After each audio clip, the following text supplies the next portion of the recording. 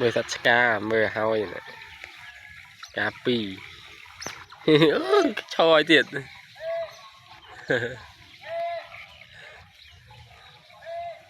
cái hàng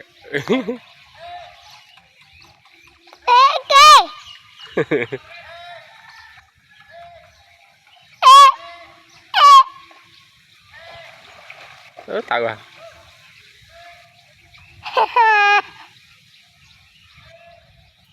tao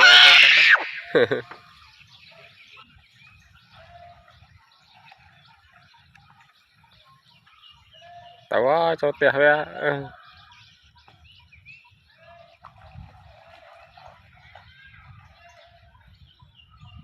ok mà ska mà ừ anh ok ừ nó sắt ska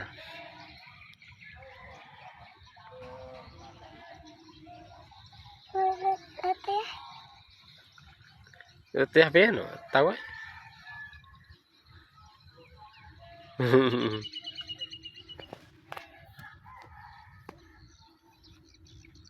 một lọc